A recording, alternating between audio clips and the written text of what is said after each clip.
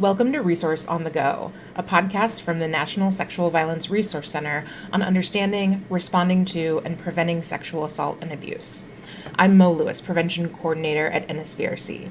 On today's episode, I'm talking with Anole Halper, clinical social worker and public health professional, about the toolkit they created for the North Carolina Coalition Against Sexual Assault, called Meeting This Moment, facilitating suicide prevention workshops for youth in school and community settings.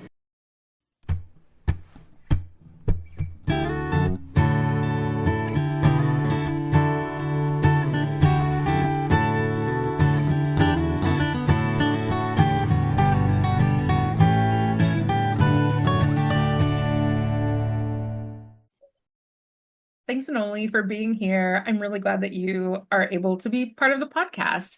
I love this toolkit, and I'm wondering if you can tell me just more about the creation of it, where you got the idea, how it came to be. Absolutely. Well, yeah, thank you so much for having me. I'm really honored and excited to be here as well. So, yeah, I've had an interest in suicide prevention for many years and have practiced clinical or clinical adjacent kind of social work with youth in mental health crisis for a few years. I've talked through suicidality with many young people, minors, and adults. So a colleague of mine who I knew known for many years at the North Carolina Coalition Against Sexual Assault, reached out to me because her rape prevention education grant recipients, so these are folks who do presentations with youth in school and community settings. And even though they were there to talk about sexual violence prevention and consent and sexual health and stuff like that, the youth they were working with were bringing up like this serious emotional distress and hopelessness and suicide that they were experiencing and that their like friends and friend groups were experiencing. And they were kind of at a loss for how to navigate this. Like they didn't have any training on this and they felt like they needed some support. So they reached out to my colleague at NC CASA who oversaw that prevention program. And so NC CASA contracted with me to come up with a model that could be used by these grant recipients. So I definitely want to give credit to NC CASA. This is their project. I was the consultant who worked on it. So we kind of fleshed it out over a few years, culminating in a toolkit about how to deliver these mental health workshops to youth. Yeah, I love this toolkit. Being able to read through it, I was thinking this is exactly what I could have used many years ago, and I feel like it's something that many people can use now. So, what all is included in the toolkit? Yeah, so it basically breaks down in 13 pages why and how to hold these workshops. So the way the workshops work, I think we'll get a lot into the why in this conversation, Mhm. kind of explaining the necessity of this intervention. But the way the workshops work, they empower young people to design a crisis plan for themselves, maybe using an app or another tool in a group setting where everyone around them is also sharing and normalizing their experiences of distress and coping skills. So that was a lot of words. Let me kind of explain what that might look like. So, for example, the facilitator says, how do you know when you're having a hard time? And the participants are like jotting this down in an app or on a piece of paper that's called a crisis plan or a safety plan.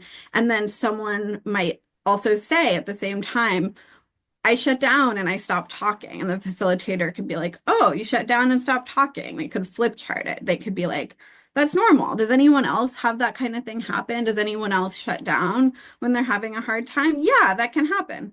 And, go through and really collectively kind of build an understanding of like, this is what it looks like when we're struggling and this is how we cope. So the coping skills are also like kind of the second piece of that. So how do you cope when you're having a hard time? You send memes. Who else sends memes, right? We love memes.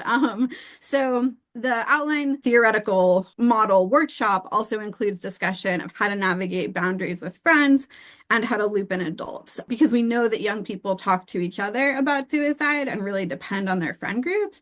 And research shows that these peer groups are really helpful, but also that they feel ill-equipped to navigate crisis. And so we want to support them in feeling resourced and prepared to set healthy boundaries. I like all the elements that are included. It seems so robust and Mm. like it's a lot of things that I think any sort of prevention educator would want to know about or have included in this toolkit. And when I read it, I also was kind of blown away at some of the things that were really different about this toolkit than some things that we think about normally in doing sexual violence prevention work. So a lot of times we talk about prevention needing to be like really specific to a community or group. And this is like the opposite of being targeted. Instead of pulling people out or talking with only specific groups or really making it specific to a community, the recommendation here is to have it really be broad and reach a wide audience. And so I'm wondering if you can say more about why that is and why that works. Absolutely. So yeah, buckle in. I have a long answer to this. So first, I kind of want to lay out the existing kind of landscape of like conventional mental health interventions for suicide, especially with youth. So if you look at a model like mental health first aid that's been widely adapted, the conventional model for suicidality is to assess those most at risk, maybe do a little bit of empathizing and active listening, and then get them professional help. So it's like refer, refer, refer. So let's say that you're a 14-year-old who's struggling. You finally work up the nerve to share that with your teacher. They took a training. They're like, thank you for telling me. I'm sorry you're hurting. Let's go to the counselor. So you're like, okay, appreciate that empathy, but you're like shuffled to the office. It's a little bit disorienting. The counselor says, wow, thanks for telling me. They ask you a bunch of questions. They do some assessment. Maybe they do a little bit of safety planning, but they have 1,000 clients at the school. You're really at risk and they're worried, and you can tell that they're worried. And so they're like, I'm here for you, but you also have to see a therapist in the community. And I also have to tell your parents. And like, here's a list of referrals. Maybe they call your parents, give them the list of referrals.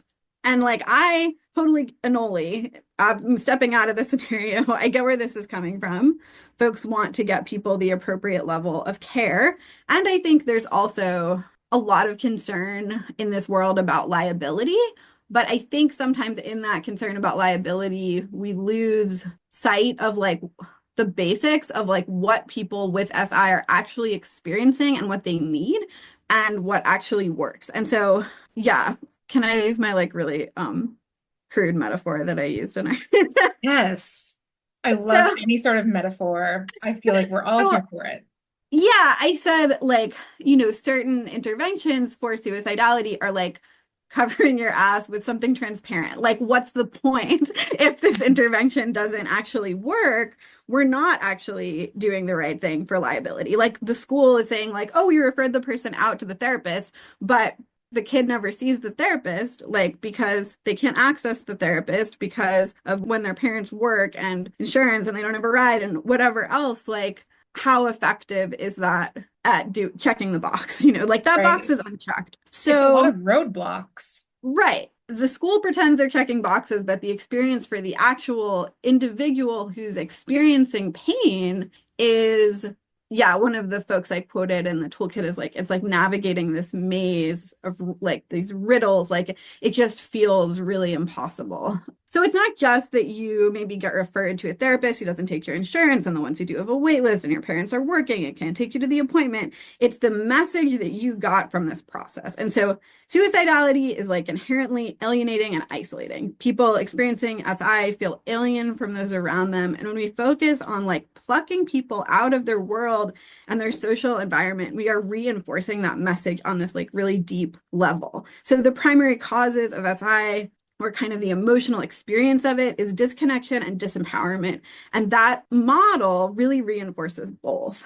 And so the other thing that you learn because of that as a 14-year-old is not to disclose again, because nothing supportive actually happened. And the primary reason that young people don't disclose is fear of breaching confidentiality, which happened in this case, right? And fear of hospitalization.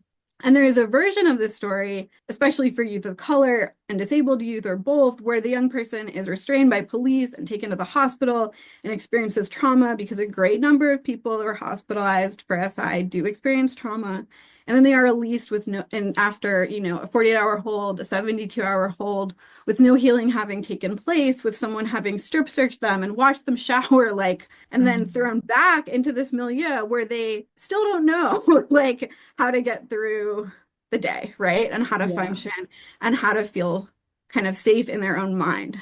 And so people who complete suicide tend to not disclose because of these fears. And in one study, which are justified, right? Like they are rational. And in one study, youth who died by suicide had engaged with mental health treatment at the same rates as those in the comparison group who died by car accidents. So that was kind of like the random sample. So expecting disclosure of suicidality and then alienating people for disclosing isn't working. Yeah. Which is not to say that we like never have folks engage with mental health treatment. I think, yeah, this is kind of an aside, but like that is kind of built into the toolkit is like when is just being really transparent in the workshop about when a disclosure would need to take place and allowing folks to share what they feel comfortable sharing at their own pace and to, practice informed consent and rather than the goal being like to kind of get people to disclose so you can pull them out and refer them to be like giving them the option to disclose and letting them know what that is really going to look like. Like that might look like we call your parents or whatever, which is fair and rational and makes sense. But we're expecting disclosure and then alienating people for it isn't working. And so yeah, I think the antidote to that comes from radical mental health organizations and interventions like the Icarus Project, the Fireweed Collective, and mutual aid groups. And the answer is community, right? And it's empowerment. And it's like allowing people to kind of be in control of their own process and to connect with others while they do that, right? So that's kind of the basis for this intervention. Like, how do we incorporate and center both those things? And so yeah, some crisis plans specifically designed for group workshop settings were designed by people with lived experience. And these democratically developed tools are politicized. And that framing is particularly relevant for marginalized youth who are most at risk of suicide and also least likely to trust and engage with professionals, right? So youth of color, LGBTQ youth just have higher rates. And yeah, very valid reasons to distrust these systems. So to kind of wrap up the argument, according to the 2021 Youth Risk Behavior Survey, YRBS, which is thankfully back on the internet, about 1 in 5 high school has seriously considered suicide in the past year. And that's noteworthy because it's the same as the proportion who are sexually active.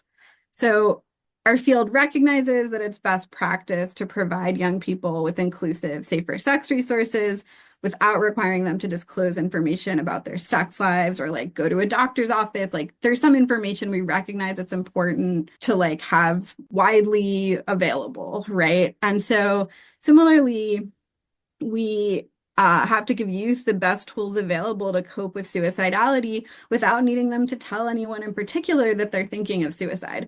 And that might require us to skill up. So just like issues like sexual violence and STIs have required prevention professionals to learn how to talk about sex, the youth mental health crisis means that we might need to grow more comfortable talking about deep emotional pain.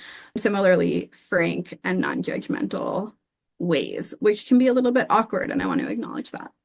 It also sounds so, I don't know, normalizing. Like I'm thinking about Yeah. something related to social norms with this and just the impact that being in a group of like all different people, like just your classmates, your regular Yeah. everyday people that you have class with, and having people be like, oh yeah, I feel this way too, or I feel similarly, seems like it could have a really positive effect for people to not feel so alone. Yeah, absolutely. I think that's the idea. And to have a grown up just being really chill about it, like with them, I think also it can be really healing in and of itself, right? Just that process. And so, yeah, I definitely think that's part of the logic of it. So one thing I find so interesting about this resource is that it's a single workshop. It's just like a one-time 90-minute workshop that any instructor could do in any classroom. And the reason why it's so interesting to me is because in prevention specifically, we don't usually recommend that people do one-time presentations. It's because of this potential boomerang effect where harmful beliefs could be inadvertently strengthened. But this type of one-time intervention has been shown to be effective in reducing distress and risk. And I think it's so cool. And I'm wondering if you can share more about why this structure is effective?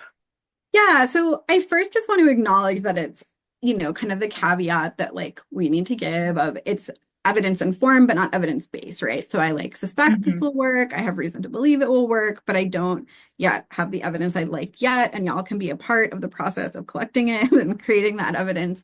I did kind of dig into the research on what they call single session interventions for youth mental health, SSIs. And I think they're like adjacent, but I think they're typically like individual, like they're not kind of delivered in a group setting. But I dug into kind of the principles of what make them work or not, regardless. And this one kind of lit review came up with this little acronym about it, of course. And basically, there were like these four pieces. They work if they normalize concepts, if they empower youths to have a helper or expert role, if they have quote unquote saying is believing exercises to solidify learning, to like actually be practicing it, and if they include testimonials and evidence from valued others. So I think the only thing it's missing, they wanted brain science to normalize concepts. So I don't have the brain science, but it is normalizing the concepts anyway. So I think this has like 3.5 out of the four principles of what's supposed to make a single session intervention work. But I think we can kind of conclude on a broader level why the boomerang effect might not be there, right? And that's Hmm. because it's not about challenging people's existing beliefs. It's not like you think this about masculinity, but it's wrong. It's like about building on and documenting what they already know about themselves and have maybe just like never put into words or put into words in a group setting. And so even though the group setting is novel, I think we've talked a little bit about why it's also really critical, like, and I think really central. And I think it's really drawing from these like radical movements whose wisdom and knowledge I trust because they're coming from folks with lived experience who we need to listen to, right? And so according to the folks who created this like similar intervention called TMAPS, that's like a little bit more in depth. Person who wrote this website was probably Sasha Altman de Bruhl, who's a founder of the Icarus Project. So he said, when we make and share our crisis plans with others, they become potent tools for healing and liberation. So, like, because a workshop is a collective experience, the process itself can reduce isolation and risk. Yeah, I don't know if that kind of answers that question. It totally answers the question. I think it's so powerful to have people build on their strengths and resources. And it's something that I think is part of prevention, but I can just see this being such a great add-on or interwoven piece to prevention work that people are already doing. And it would really meet the need that so many young people are having right now. And something like you were talking about before, people going in to do prevention, but finding that that's actually not something you could do quite yet because there are all these other things that young Yeah. people are focused on and thinking about. So, yeah. I'm really a fan. I'm I'm wondering if You. you could envision people who are already doing prevention work like weaving this in or adding it to what they're doing. Yeah, I mean, you know, I think there's lots of different ways. I think it could just like it's kind of written out in the toolkit as like I think 60 or 90-minute workshop. I think folks could absolutely deliver it that way. It includes like all the components and kind of how to deliver them. So hopefully it feels accessible for folks.